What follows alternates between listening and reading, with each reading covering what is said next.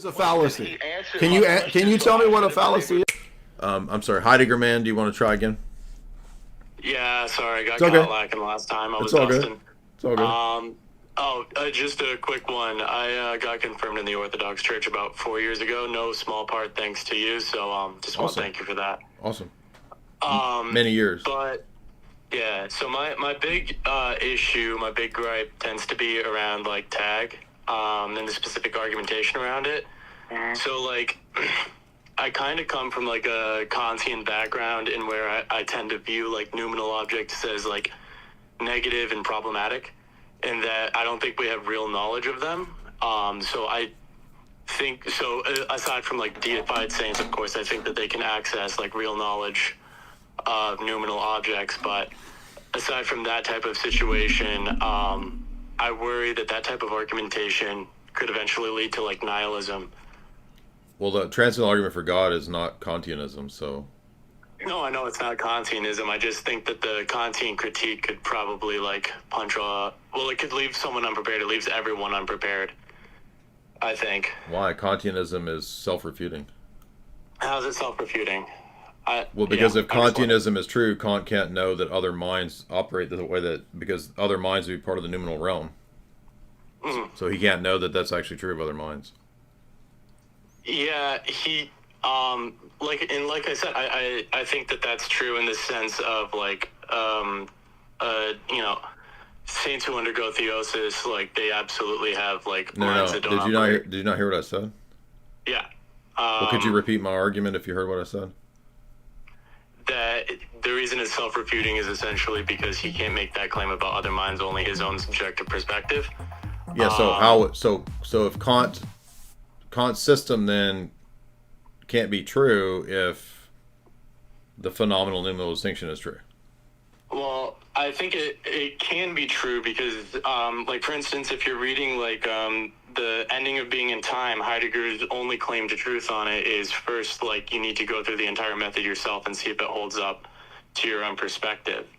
In the question, though. How does that answer the question? They're just positing. They're positing stuff, and there's a level of consistency, but none of those people are presuppositionalists, right? The whole reason why Kant says what he says is because he believes in some sense manifold that David Hume told him about, because they mechanized it's all just a bunch of unjustified assertions. So none of it there's no way that we can confirm any of that to be true.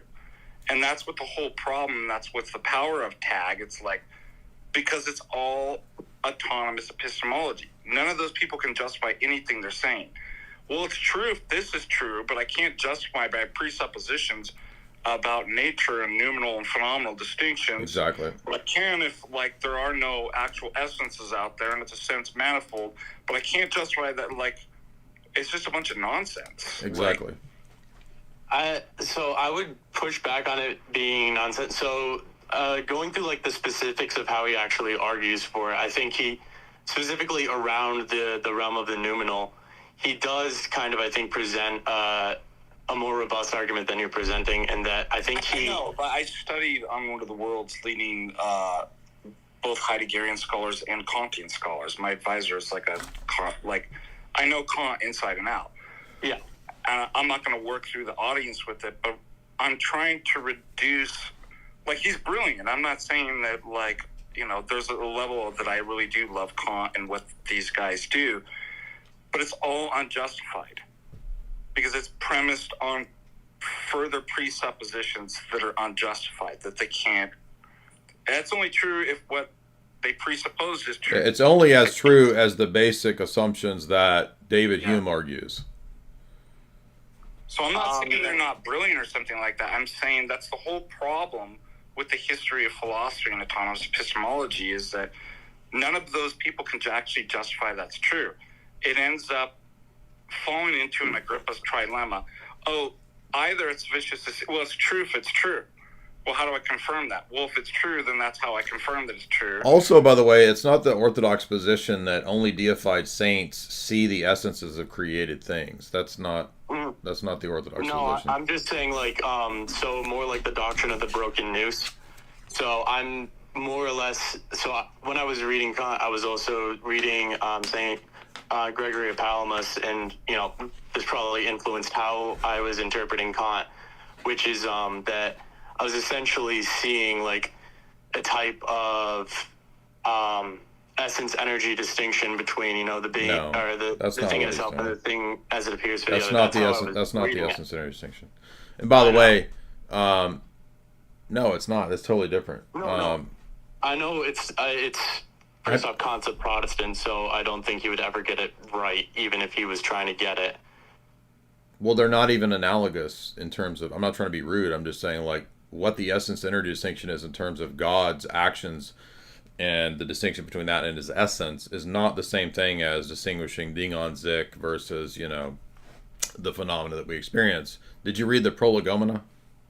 Yeah, I've read the Prolegomena, okay. But Okay, so that's him saying that basically my whole system is going to be built on the basics of Hume. Yeah. Okay, so if Hume's wrong, then the whole project's wrong. But it's also not... it's also kind of a refutation of Hume in a way. Right, but but what I was arguing is that it doesn't refute Hume, because if you don't know other people's minds, then you can't say that there's a phenomenal numinal distinction. How do you know the phenomenal numinal distinction is true?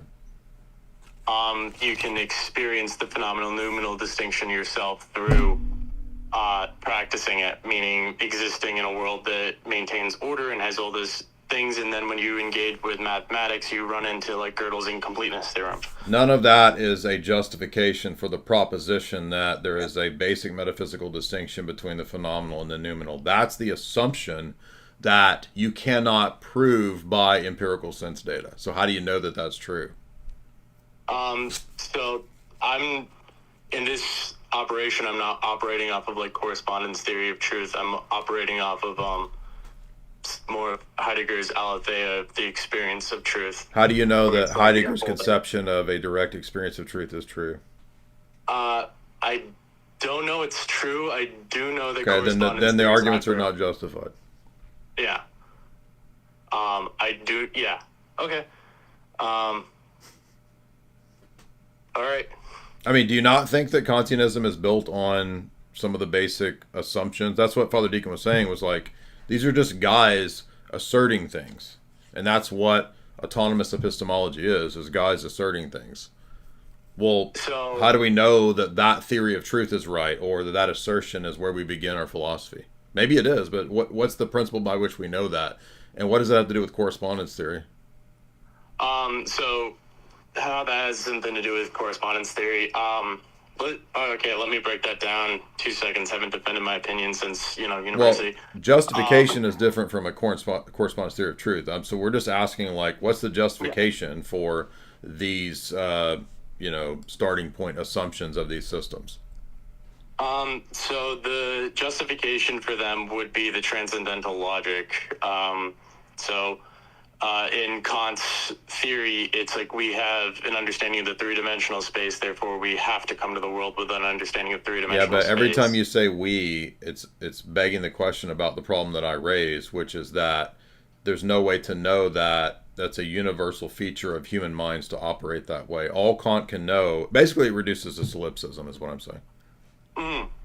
I can see how it would do that, but that's only if you like restrict cognition to like your own mind space. I think if you how do you not if the phenomenal numinal distinction is true?